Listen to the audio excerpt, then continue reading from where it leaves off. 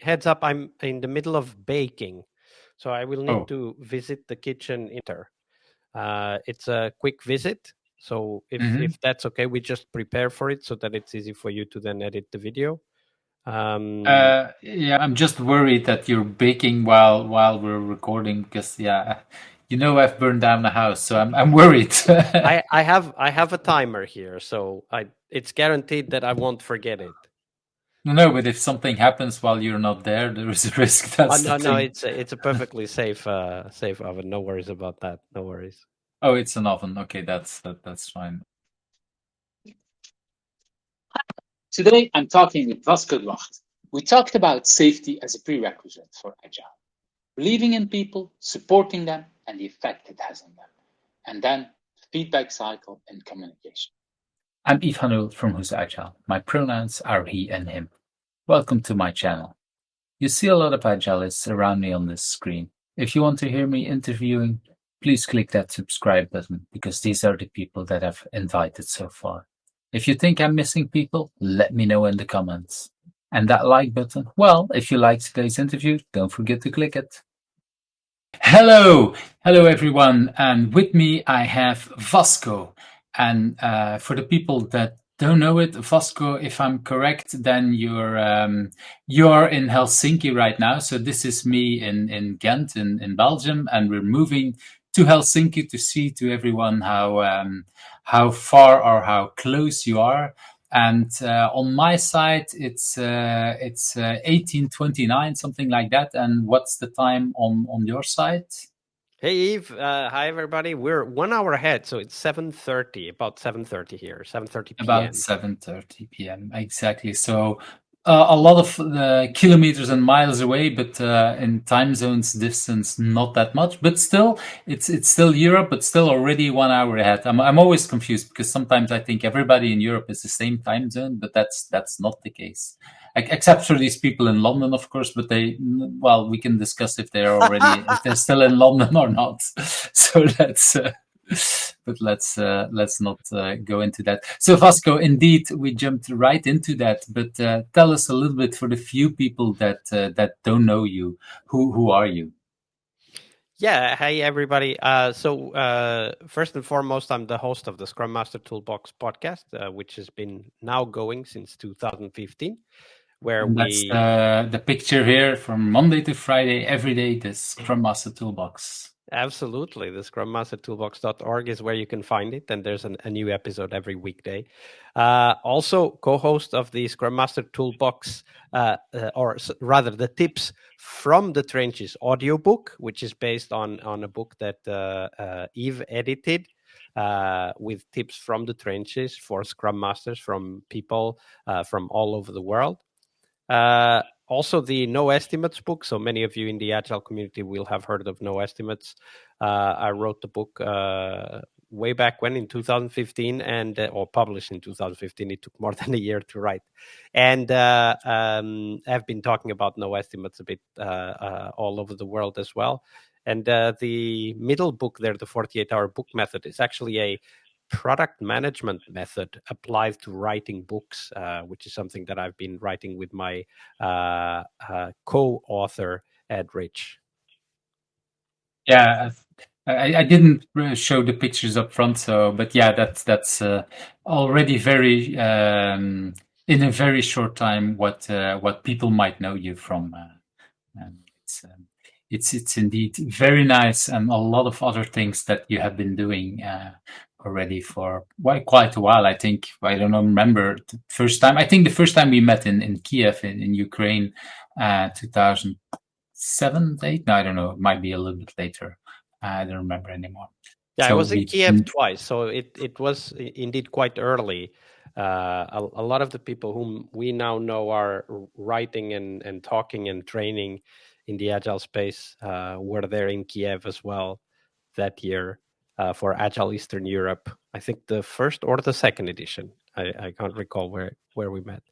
And I've been also organizing conferences here in Finland.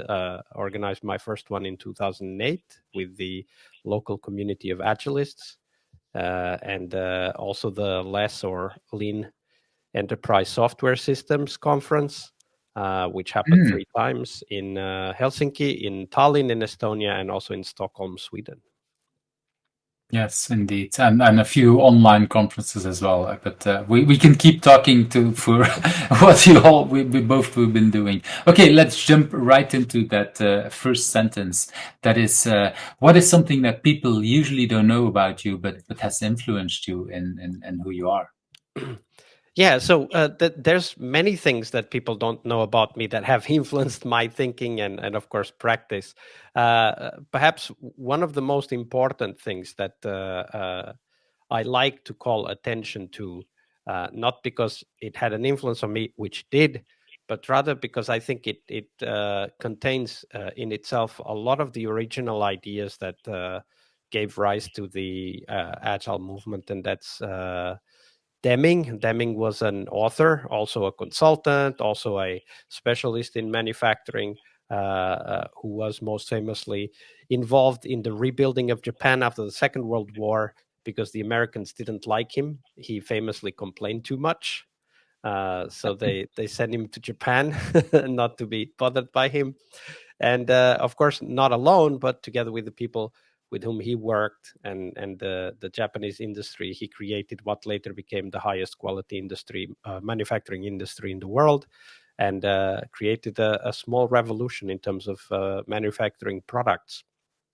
And all of the knowledge that he brought with him was not only his, there was also a lot of other people in the US, especially before the Second World War, and especially during the Second World War, because of the war effort in manufacturing. They created many of the innovative management and process approaches that we still use today.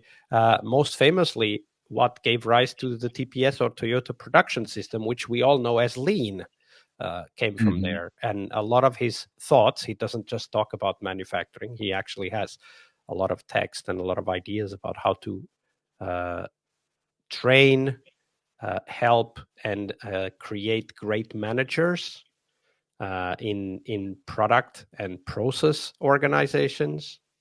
And I would say I found Deming before I found Agile, and I would say that that's potentially the reason why all of the Agile ideas made sense to me, is because I had been reading about Lean, of course, famously the Toyota Production System, but Lean as we know it these days, as well as Deming's work.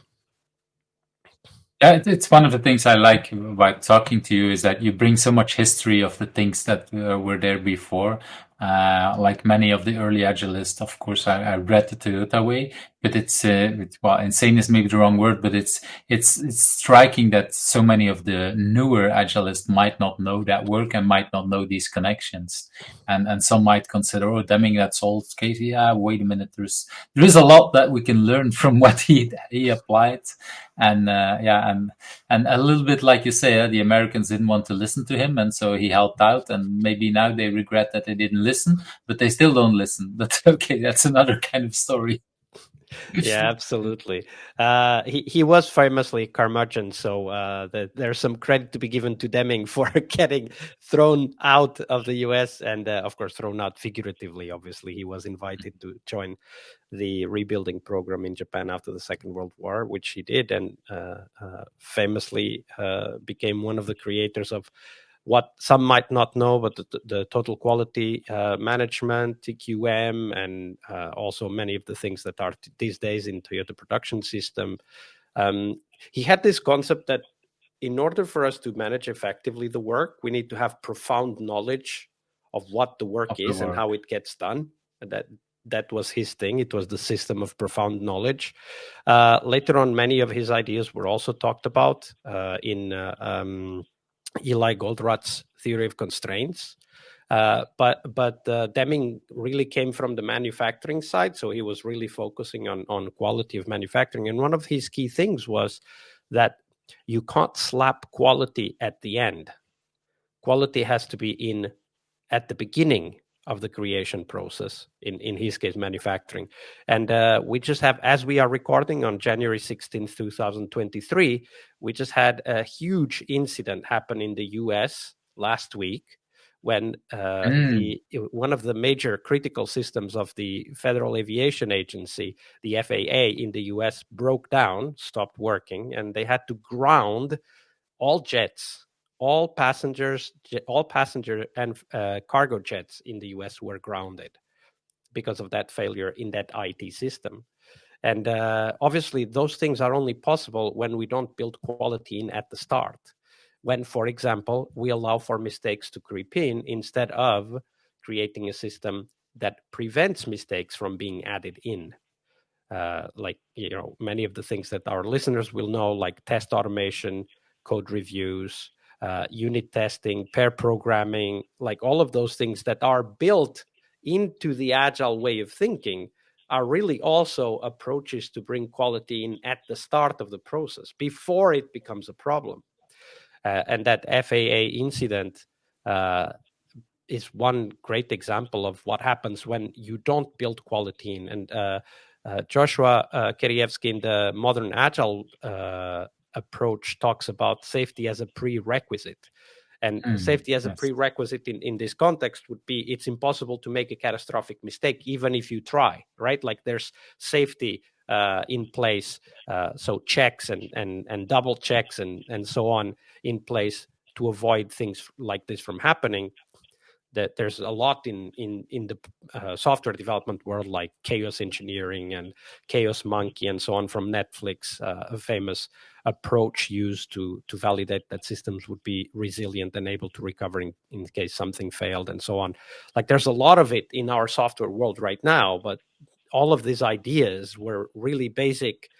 The start of this was basically some of the work that Stewart and Deming did way back when, even before the Second World War and then during the Second World War, which is to build systems in a way that is impossible, or if not impossible, at least extremely hard to build flaws in. Yeah, it turns out, let me just finish this one thing. It turns out that that's the fastest way to deliver products. It's not trying to make it faster. It's trying to make it higher quality that delivers faster products.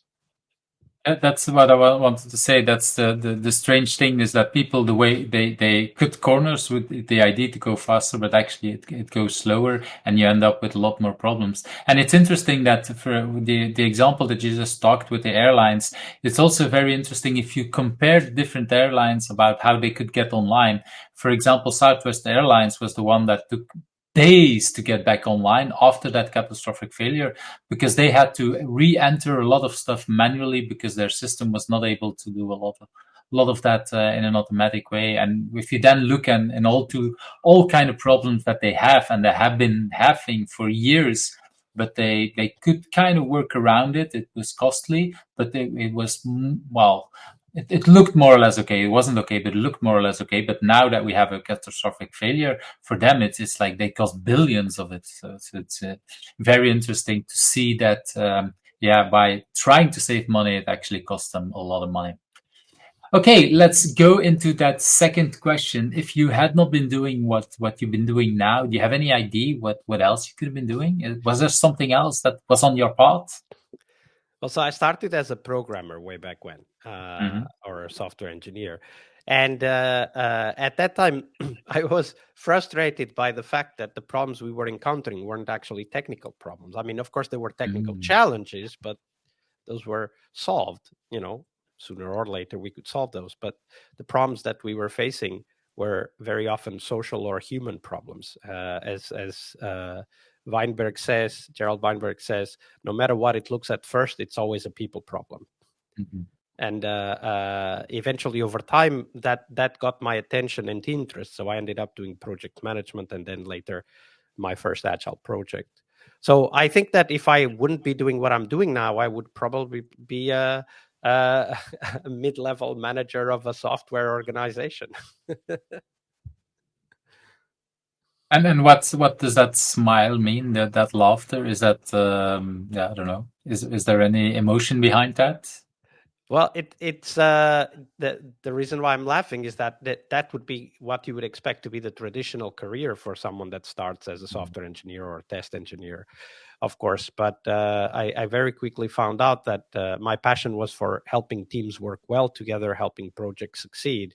But it was not about managing people, but rather being there with them, but having them manage themselves. So I think that in the end, I don't think I would have been happy being a mid-level manager in a software organization.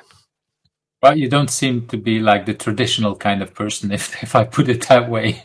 In many things that we've encountered, you keep challenging. I think, well, everyone, me and other people around us as well.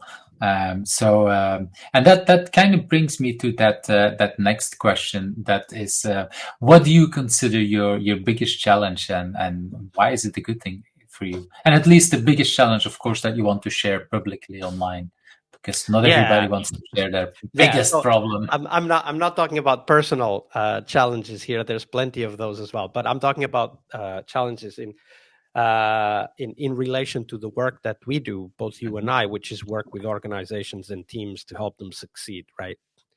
And I think the biggest challenge was at the start of my career as an agile coach and scrum master, and it still is today, to help people understand that the biggest problems in software development, and I'm talking about software development, not all other industries, the biggest problems in software development are very often not technical problems, technical in the sense of, what technologies to use, how to code this and that. I mean, there are challenges there, but those, sooner or later, they get fixed, they get solved. The biggest problem is still helping people work in a productive, constructive way that delivers success both for the businesses that and organizations they work for, but also for themselves as people. Let's not forget that, and that's one of the topics I bring about in my No Estimates talks very regularly. Let's not forget that even still today, there are many people under the threat of grave mental illness due to Deathmarch projects. And I know people, and I'm sure many of our listeners also know people who fell ill because of stress, burnout, and some of them actually never come back to work because they are not physically fit to come back to work. So I think I don't know how it is all over the world. I know that in Finland, the country where I live, the IT and software development industries have the highest burnout and mental illness sick leaves of all the industries in the country. Wow. Okay. And yeah. Okay. That is very high. And do you think that agile in a way helps or makes it worse if we talk about burnout? Because if you have, well, in agile we say we deliver every 2 weeks, so that might be a lot more stress. Do you see any correlation there? So my own approach and also what I believe in is that agile is not there for us to feel more pressure. Agile is there for us to be more used to delivering, to build in the routines and, of course, the necessary collaboration strategies in order for us to be able to deliver, uh, as I say in the No Estimates book, on time, every time. And there are certain techniques we can use for that.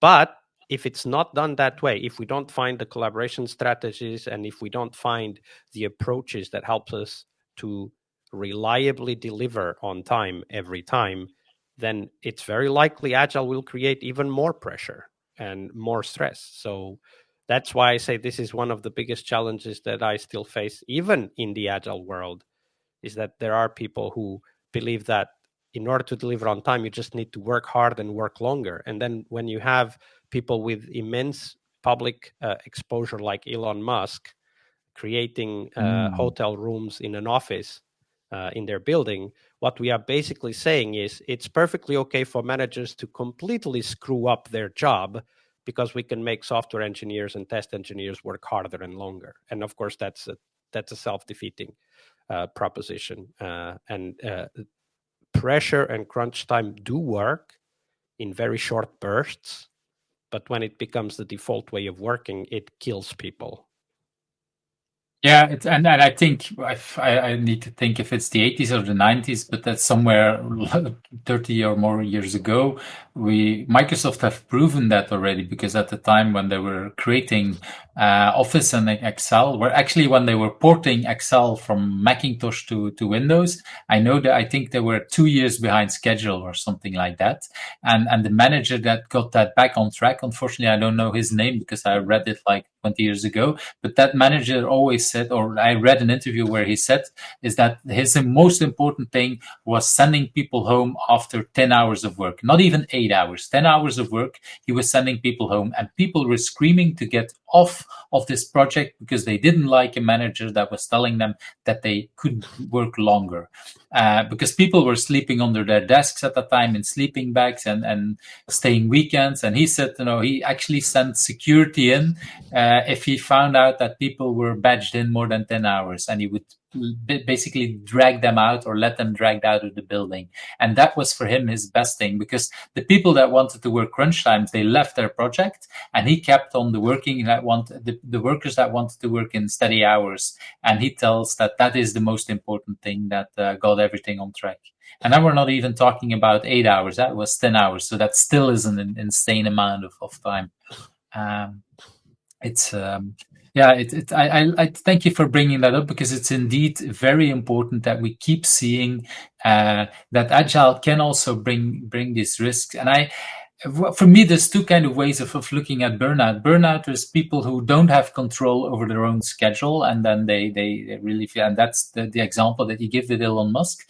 But in the Agile space, I also see people that are very passionate, that can organize their own time, but they're so perfectionist and driven that they might also burn out because they want to deliver and they don't listen to their own body. And it's not even a manager that tells them; it's their own internal perfectionism that drives them to become to unhealthy things of working. Have you encountered that? Because maybe it's just me that sees that, but maybe you have encountered the same No, thing. I'm sure many of our listeners have also seen that self-imposed pressure is the worst. And actually, one of the dynamics that happens with estimation is that people feel guilty about not meeting the estimate, so they work harder to try to deliver something that is already late. And of course, we all know what happens, right? When you work long hours to deliver something that is late, then the pressure plus the tiredness plus everything that comes with it leads to bugs and problems and lacks of communication and conflict, which then makes the project even later. It's kind of a spiral that over time gets out of control. And I think that most of the engineers I've worked with in my life, I can't say that all of them were like this, but definitely the vast majority, they were very conscientious and they wanted to deliver. And that is self-imposed pressure that you're talking about. And I'm not free from that either. I'm also a victim of self-imposed pressure. And I think that Agile has some critical lessons for us, right? Like Scrum specifically talks about the sustainable pace as being one of the aspects of successful teams. And we definitely talk about that a lot in the Scrum Master Toolbox podcast, the importance of sustainable pace. And it is also one of the things I read about manufacturing way back when I was studying Deming, is that trying to make manufacturing lines go faster creates more errors, more rework, and more waste. It's finding the right pace, and theory of constraints gave us some thinking concepts for that, right? Like the pace is determined by the bottleneck, right? The slowest point in the chain determines the pace for the whole chain. And this is something we very often don't talk about in Agile, even now. Almost 20 years after I got started, 22 plus years after Agile started to pick up and gain adoption, we still do things like trying to push too much work towards an overworked quality team who don't have time to even test all of the things that the developers are working on. And we still hire more developers and not more testers. And of course, that means that the bottleneck gets worse, quality problems get worse, people leave or they burn out, which is even worse. And that's a cycle that propagates because we haven't even gotten, as an industry, we haven't even gotten the grasp of a very simple concept that Elijah Goldratt talked about on the book The Goal many years ago. I think, is it even 2 decades ago already? I think so. I think it's 20 years old, that book. And indeed, Actually, I also... it is 40 years Wow. old nearly. It's from 1984. Wow. When the first Okay. version was published. I was not even into IT at that moment. I was already born, but it's thank you for bringing that up, because indeed I sometimes see the people, shifting the bottleneck in the sense that, oh, we're this is the slowest person on our team, and now let's push everything to the smartest person in the team, instead of asking that person to help the slowest person, because that's how we can go faster. But no, now we move everything to that smarter person that is typically faster, but then that person then becomes the bottleneck, and then we have another kind of problem. And so, yeah, I know that Pascal van Kouwenberg created a really nice serious game called I'm not a bottleneck, I'm a free man, to actually experience where the bottleneck is. And the interesting part is, every time I play that game, even if it's the same game, depending with different teams, the bottleneck might be on different parts. So it's not because that game was designed in a certain way that it's always the tester or that designer or that designer. No, it just depends on the skills that the people have. And for example, have they slept well or haven't they slept well? And they might be interesting. And that's the one thing I wanted to add, because I think, like you said, you've been victim to that. I'm a night owl, so I've been working late for community things as well, and that has infected my work as well. And I actually noticed this, and I don't remember what, but there was some kind of game that I was playing on my phone, some kind of mind game that I was playing on my phone, I think 5 or 7 years ago. And the days that I hadn't slept enough, I would just see my score like half of the things of the days that I had slept well, even if I felt like I was really good. But then I looked at the scores and I was like, whoa, what happened here? And oh, yeah, okay, I only slept like 4 or 5 hours last night. So maybe that's the thing. And just doing that, that's really good feedback if you do that on that kind. I really adapted my sleeping patterns when I did this kind of thing, because it showed it very clearly. Officially, you know it, and yeah, but it's not that bad, and probably my ego taking over, thinking, okay, I know it could be better, but it's not that bad. But if you see then in just a simple mind game, I don't know, with calculations and a few other stuff, I was like half the good thing. And then these were simple exercises that I could, that were just brain crackers that I was trying to do every day. And when you do that at the level of a team, and then the team stops performing because one person will have impact on another who then needs to stay late, and so on and so forth, you very quickly destroy the ability to deliver software. And that's critical for us, not only as people, but also as industry, right? Like the companies we work for also need us to be productive over the long term. Mm-hmm.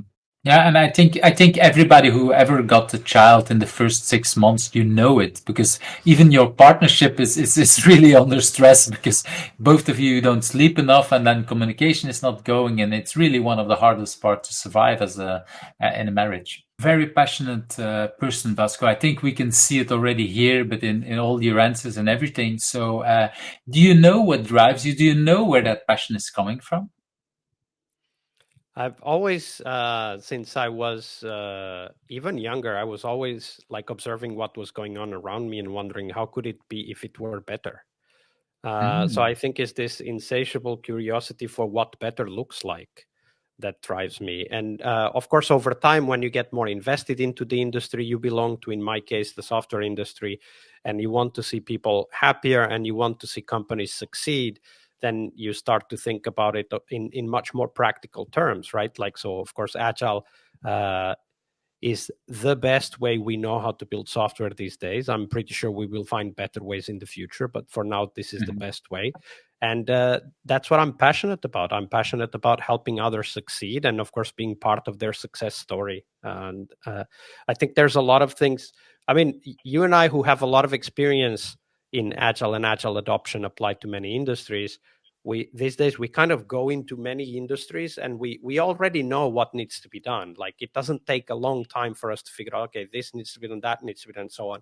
And even when we don't try to do everything, it's still routine. Like, a lot of the stuff we do is still routine. And I'm still passionate about that. It's routine that I'm passionate about. And of course, it isn't the actual techniques or approaches that I'm passionate about. It's really about helping people succeed. And I have a story to share about that. I was working with a client where one of the team members was kind of a little bit put aside. He was definitely quite high on the autism spectrum, the way he related to people and how he communicated. Perfectly functional human being, was able to have a complete logical and coherent conversation, but not high empathy or anything like that. But he felt that he was put aside, right? Like, and it was clear people complained about him and his approach and whatever. Like, it was clear that the team wasn't particularly proud of having him there. And then together with the product owner, we decided to try a different approach, not because of that person, but a different approach for the team. And we switched the team from doing, all of that backlog stuff that they had been working on for a long time, the million number of small things that is always in somebody's product backlog. And we said, okay, guys, for this sprint, 2 weeks, for this sprint, we're not going to focus on the backlog. We have one goal and one goal only, which is to deliver this feature. Here's why this feature is important. Here's what we want the users of this feature to get and experience.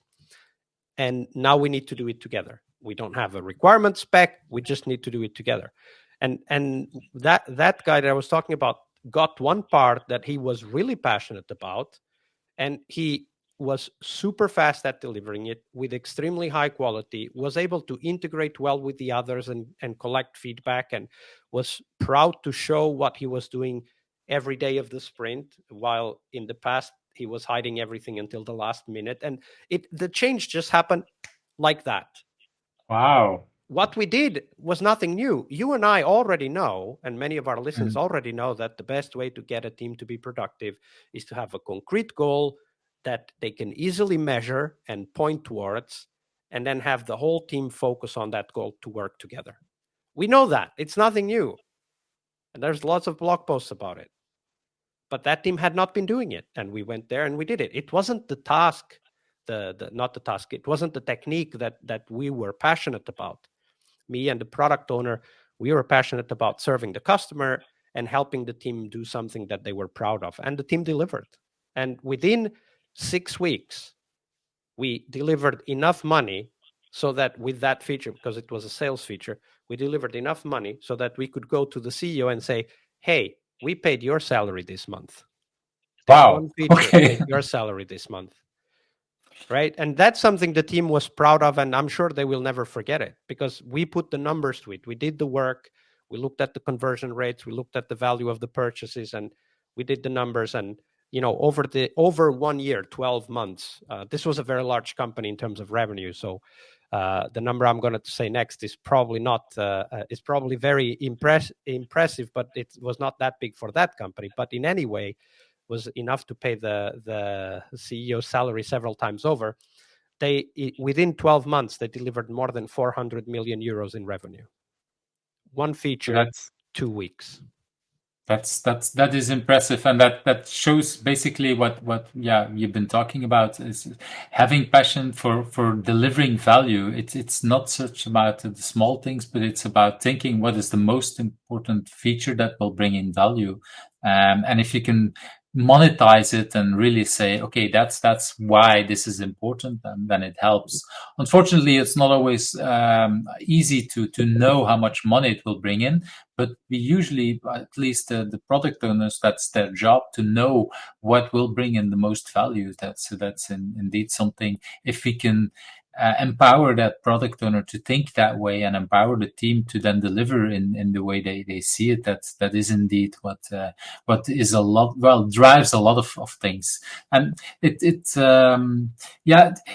I also wanted to see a little bit deeper, if do you know where that passion is coming from? Because you now describe what is that passion, but do you know where you learned it? Is that something that you saw at home, in school, or do you know anything about that? I mean, obviously the things we learn that become part of our personalities and our ways of acting, they come from very early age. So my parents have been, and they always are, even though they're 74 plus these days, as we are speaking, they are still very much active in society with also that idea of helping people and helping society evolve and improve. I So directed you learn by your eyes from seeing your parents, basically, in a yeah, way. I learned to be engaged and active, Mm. and over time, I also learned that the way I needed to contribute was not by being a software engineer and then a manager of a team, but it was by talking to many people and helping them to see ways in which they themselves could do things that they couldn't believe were possible before we did them together. And that's how I describe my work, right? It's helping Mhm. teams do things that not even they thought were possible. Yeah, And I think that is a very important thing is believing in people and supporting them in ways and that's I'm really glad that you added that because I understand when you say that a lot of the things that we're doing is routine, but figuring out how these people could be ready for it is not routine. It's helping people in something different and indeed it's a little bit like if you want to teach a child to know how to read and write.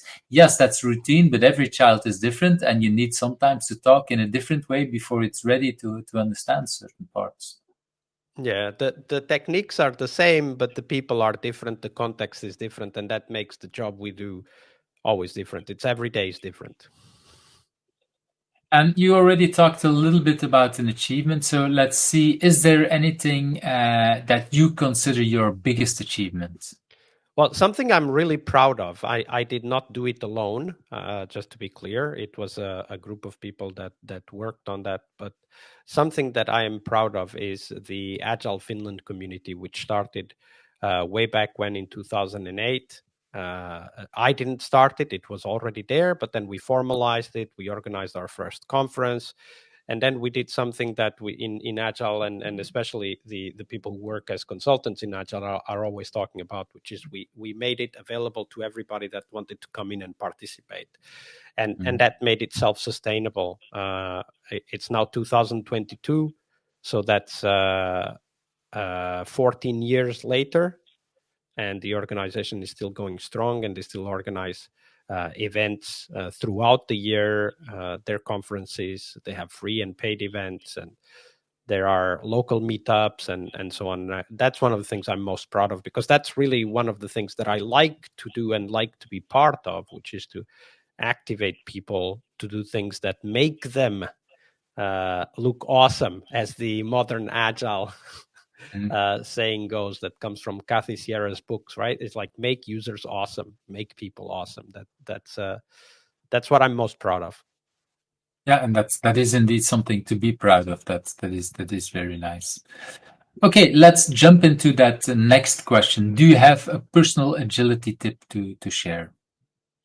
Yeah, absolutely. Something that is kind of core of the No Estimates book and thinking, and it's something that I very often talk about it at conferences, which is this idea that agile can be reduced to one simple thing: Wow. reducing the time it takes to get feedback. And you can never go shorter until you don't need to go shorter. Oh, sorry, you can never go too short until you don't need to go any shorter. So let me give you a concrete example. If you're doing 1 month releases, you should probably go to 2 week releases. If you're going 2 week if you're doing right now releases every 2 weeks, you should probably go to weekly releases. If you're doing weekly releases, you should probably go to half weekly releases, so twice a week. If you're doing releases twice a week, you should probably release every day. If you're doing releases every day, you could probably release every half day. And if you're already releasing every half day, why not just do continuous delivery? And all of what I said is only one thing, and that is reducing the time it takes from us thinking of something to us knowing whether that something delivers what we expected it to deliver. That's all we're doing in Agile, is reducing the time it takes from thinking about something and getting the feedback whether that something works as we expected. That's the only tip that I tell my teams. In fact, if I would go into a new team these days, I would take only two tools. I would take time boxing and retrospectives. But I wouldn't do 2 week time boxes. I would do Mm. 1 day time boxes. That's one of the core aspects of no estimates. Always deliver. The rule of thumb is a user story, one person, one user story, 1 day. And if we can do this, we can learn. If we can learn, we can adapt. And evidently, if we can adapt, we can become better. And that's applying just these two ideas: short feedback cycles and retrospectives. Yeah, I really like that. So the fact that we're trying to do it shorter. I remember in 2000, what was it, 11, Amazon talked about, oh, we deliver every, what was it back then, 11.6 seconds. They put something in production. And just over this holiday season, I looked it up. Okay, that was 2011. So we're now a lot later. What are they doing?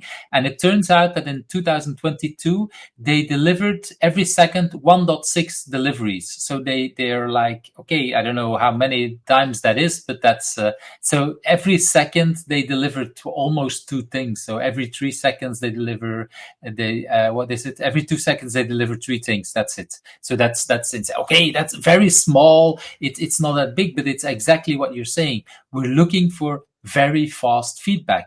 Yeah? And we know very quickly, is it working? Is it integrating? And that's the thing. And of course, it's sometimes that is too fast. I know that one of the people who worked on the original continuous integration platform, he talked to me about a team that was moved from 2 years to I think 6 months, maybe 3 months. I don't remember exactly. And I was like, oh, that should be boring for you because it's. But he said, okay, we're working on software for nuclear plants. Okay, maybe you don't want to deliver multiple times a day for that. You want to have that quality built in at all kind of levels, like triple, control and whatever. And for them, from 2 years to a few months is insanely more productive and gives much more feedback. Also, one thing that maybe isn't clear from our conversation to our listeners, that this feedback cycle isn't only about software. Sometimes it is also about communication, right? So like, how do we integrate other people's thoughts into the way we think, into the way we deliver software? And sometimes it's just, okay, so we need to increase collaboration with this other team because we're having, there's stuff isn't happening when we expect it to. What could we try? So one of the approaches that I very often bring with me to teams is this idea that everything is an experiment. If we have an improvement idea that comes out of a retrospective, that becomes an experiment. If we have a communication tool that we want to try out, whether it's like offline or face-to-face meeting facilitation communication tool, that's fine. Let's try it out. Let's test it and see if it works. So it really is about applying this concept of fast and faster feedback to everything we do. Yeah, and I think we should encourage this much more. I don't want to go into the details, but this weekend I even had a similar situation with my daughter at school, that she had a first version of a poem that she said, okay, said, let's deliver it. If you have more time the rest of the weekend, you can still write another version. Unfortunately, the school had luck that from the moment she uploaded it, it was no longer possible to change it. I was like, nah, there goes your opportunity to have a second version. Which was silly because it only had to deliver it like 5 days later or something like that. So she just wanted to deliver very fast a very first version and then continue working on it. And the result is, of course, that now it's like, yeah, will I still work on it? I don't know. Okay, I was already kind of happy, but and I'm sure in other situations she would have continued working on 3-4 days on having more versions. So schools are like, okay, you got one shot. Well, maybe not. And that's never, or very rarely, I should say, that's very rarely the case in real life, right? In real life, you very often have multiple opportunities. And in fact, you benefit from getting feedback and improving and then delivering the next version and so on. So that's something that I hope schools change over time, and allow pupils to get feedback, learn, and then iterate. Because actually, that's how learning happens in the world out there. Right, we do stuff, we learn, we move on, and it's not just one answer, and there's only one answer that is correct, and you must deliver it the first time. and never fail. And of course, that's not how the world works. And in manufacturing, which is where I started my agile journey, that's not even the idea. The idea is not do it right the first time. The idea is build a system that never builds anything wrong. And the way to do that is to continuously improve the system. It's not the first time you run one manufacturing line that you're going to get your best product. And you need to be able to do these changes all the time, reduce waste, reduce the time it takes to get things through the line, and through that also remove the quality problems. While you were saying, I was immediately reminded that actually in the university where my oldest son is, they actually have a system for teaching software in the exact same way that you say. So they have in the back end, they have some kind of unit test. I don't know exactly how it's working, but you get an assignment and you have to code it, and you immediately get results. Oh, for 10 tests, 9 were already correct and 1 failed, and then you get some feedback. So this part you didn't understand correctly. And so students are actually encouraged to upload their results for the assignments multiple times, even in the exam. So they get immediately feedback during the exam about what they're delivering, if it's working or not for that kind of stuff. And that's really wonderful, because indeed the goal is not that you do it first time right. The goal is, are you able with feedback to create a better thing, a better result? And that's when you show that you know how to program. And I really like that thing. And we have in the agile world, we even have a strategy for this. It's called the coding kata, and the goal of the coding kata is to deliver the same thing in many different ways, because that's how we get better. How we get better is trying the same thing over and over again until it becomes second nature, and we learn new things about how we think and how we structure the code and all of that. So it's something that we should embrace. And obviously that means that schools should embrace that as well. Well, and actually, that's how we teach, I would say, music, for example. If you learn music, well, basically you have to practice all over and over again until you get it right. And it's only when you're able to play the piano correctly, that part, that you might be able to move on and learn other parts, or then improvise and whatever. But the connection between your brain and your hands should be already correct by practicing a lot. I think there's a lot there. Okay, let's move to that next question. I know that you do a lot of your podcasts remote and other things. Is there anything about working remote, a tip that you can share with the audience? So I've been working remote since 2014 as a consultant, because many of the teams that I worked with were remote, but that was not the majority of my time, right? The majority of my time was still face-to-face. And as it happened to all of us in 2019, we found out that actually now we need to work remote, all of us at the same time immediately. 2020, I think you mean, not 2019. It was 2020, yeah, correct. Yeah. 2020, early to March. It looked so long ago. March 2020, that was it. And one of the things that I discovered is some of the problems that we had when working face-to-face with teams were still there in remote, but they were, some of them were a lot harder to solve. And some of them we just didn't even have the language to solve yet. So I'll give you a concrete example, and it might be that many of the people listening to us still don't have a solution for this. But one of the problems that we had is we went from a high interaction, high bandwidth communication system where we would meet at the water cooler or in the kitchen or go out for lunch together, and we would talk about all kinds of stuff that were relevant for our work, but we didn't have to have meetings about. And then 2020 comes and we all go home, and the only way we get to talk to each other is to schedule a meeting. And obviously that is completely wrong from the cognitive perspective. So I'll give you a concrete example. Let's say you go to lunch with me and you start talking about something that is frustrating you. And I know what you're talking about. I heard Jim solve the same problem about 2 weeks ago. Why don't we just go back and talk to him after lunch? And we would go and talk with Jim and learn something from Jim, and you would learn, I would learn. Maybe you wouldn't even pay too much attention, but your knowledge would have increased. And most importantly, the feeling of empathy, the feeling of being together with someone else facing the same problem would be there. Mm-hmm. And now you go back to 20, or you go forward to 2020, and you're somewhere in Belgium. I'm in Finland. We can't go for lunch together unless we schedule it. And when we schedule it, because we haven't talked for a while, we have so much stuff to talk. We always go overtime and never talk about the stuff that is happening to us every day, because there's other stuff that is more important. So you never share your frustration with that thing that is now ongoing with you.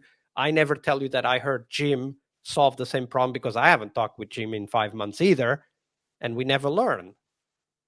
And this is one of the things that has constrained our ability. If you think of a team as a shared brain, right? So instead of 5 brains in the team, you have one brain that is formed by the connection of all of these 5 brains, right? If you have a team that is one shared brain that includes 5 people's brains, when you go remote, you stop having this. And of course, the caveat here, you stop having this unless you make the space for it. And here's the biggest and most important transformation in our work as Agile coaches. Collaboration stopped being something that happened with our help and started being something that we had to design and structure in an implicit and non-obstructive way without overloading teams with meetings. And I still get asked this from many people who really want to do good work, and they talk to me and say, I don't know what to do with all these meetings. I don't have time to do my work. I'm in meetings all day. And the problem isn't the meetings, because the meetings are there to solve the problem we have, which is lack of communication and collaboration, right? So we need tools for this. We still don't have them. Yes, we are getting much better now in 2023 than we were back then in 2020. We have discovered the usefulness of asynchronous work, but asynchronous work is not synchronous collaboration and discovery together. It's a different thing. It solves a different set of problems. So we still need to solve the techniques, the tools, the strategies to create this shared brain in a remotely distributed team. And we still don't know how to do it. Or I'm sure there are people out there who already know how to do it. Well, I was about to say we have a mutual friend who has a technique that he's been promoting that we both know, which is Woody, with everything with mob programming and ensemble or teaming. I think that's already a step in the good direction, and that even works remotely. So basically people together in a room working together and making it very explicit, like what you say, let's work together and let's all be in the same room working, collaborating on one thing. I think it might not be the only solution, but I think it's definitely one of the solutions of the problem that you're talking about.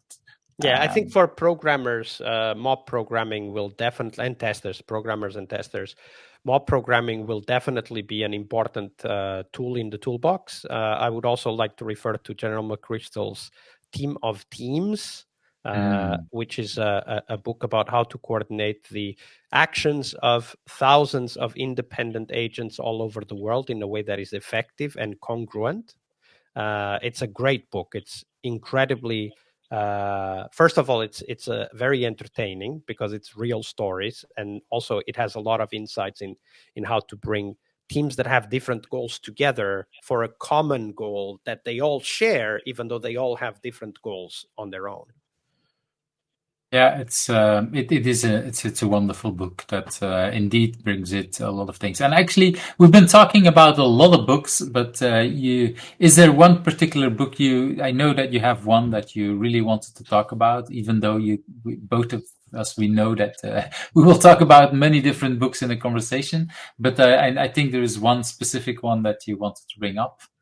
Yeah, so the book that I wanted to bring up very much centered in my journey towards Agile. It's the fifth discipline by Peter Senge, and it is a book that reviews the concept of systems, complex systems, organizations as systems, and it builds what I think is a critical vocabulary and concept or series of concepts that we need when we work with teams, and especially when we work with multiple teams in an organization. So together with Deming, the realization that systems thinking was something out there that people were really spending a lot of time discussing and researching and trying out.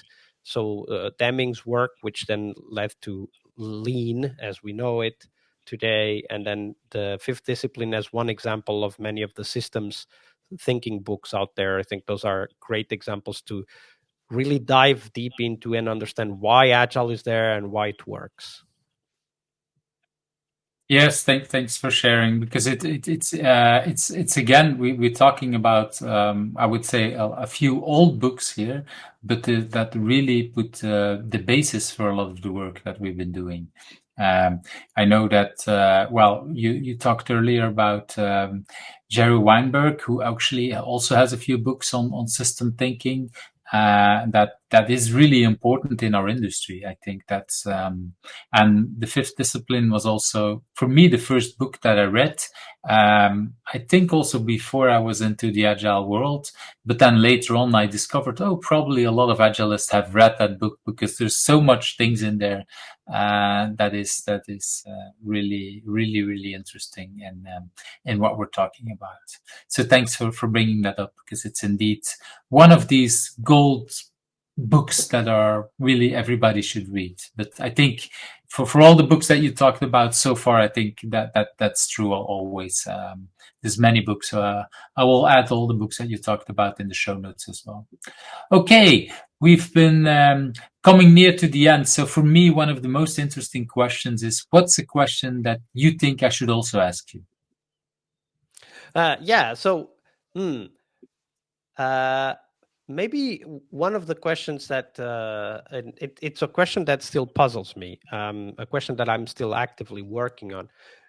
So I don't know if I could answer that question, but I can definitely ask it.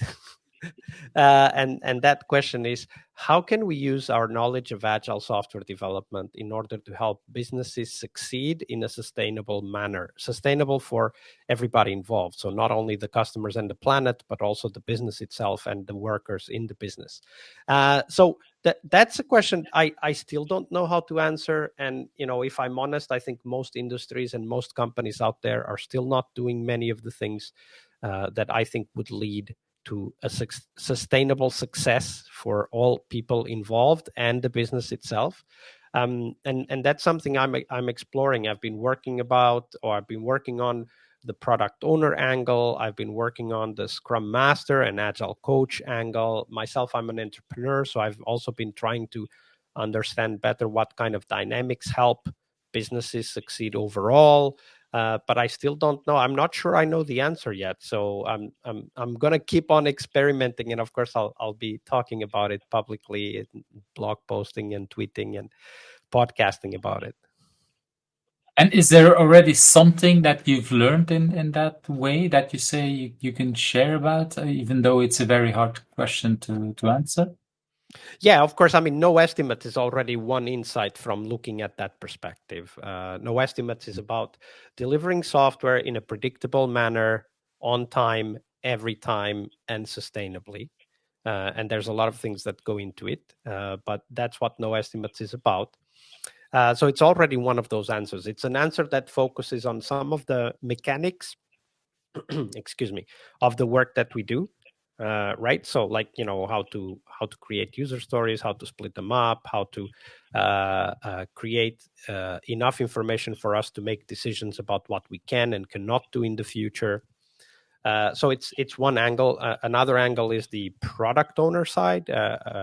Here at Oikosofi, we are actually going to organize in 2023, a product one summit. So product owner job is incredibly important, specifically in deciding what not to do.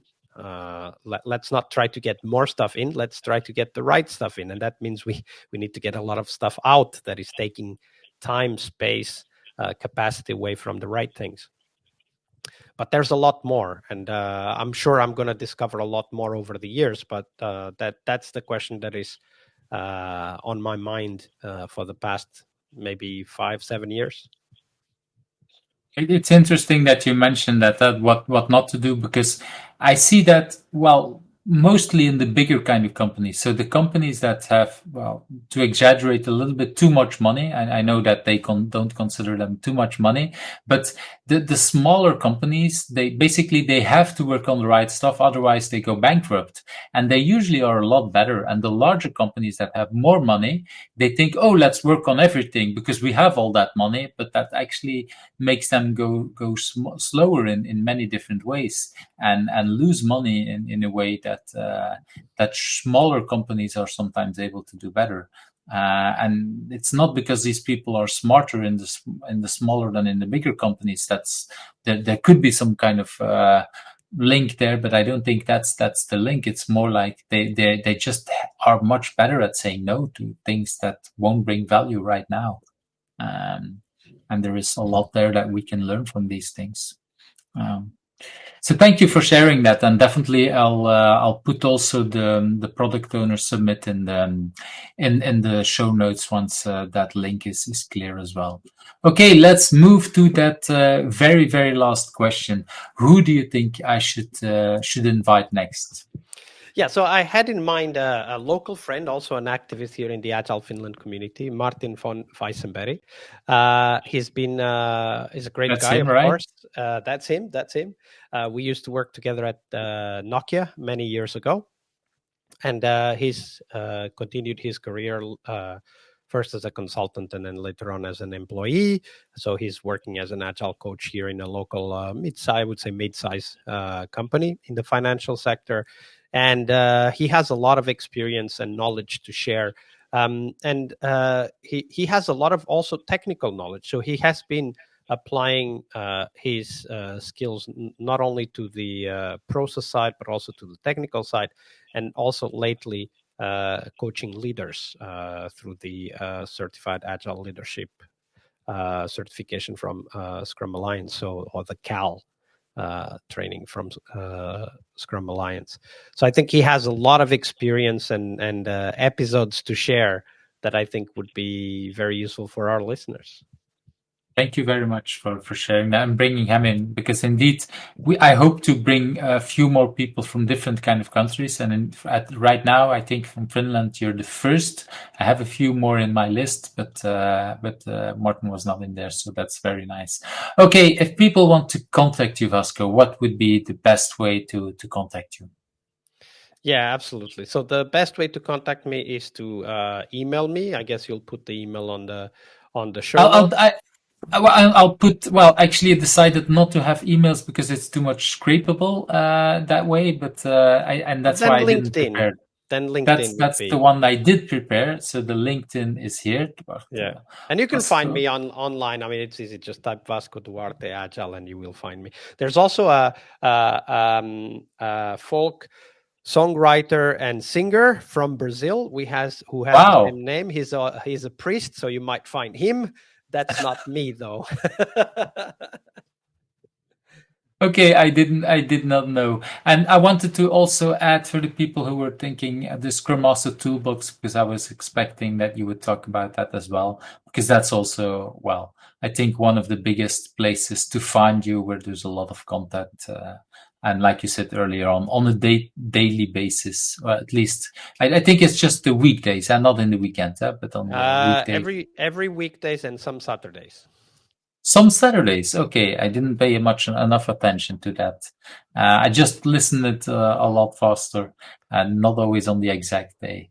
Anyway, Vasco, thank you very much, and I will leave you. I think you have a bread to go to that you baked while we were talking. So I'll let you go and have dinner or lunch or whatever it is. I never know what's the right name, if it's lunch or dinner. English people keep snack at this time. Okay, well, okie-do. Well, thank you very much for your time, and I'm sure we'll be in touch. And I'll let you know the moment that we. Pleasure to be here, Yves. Thank you for inviting me. Bye. Thank you for watching Who's Agile, where the stories of Agilists come to life. I hope you liked today's interview. Subscribe if you're not subscribed and want to get to know other Agilists.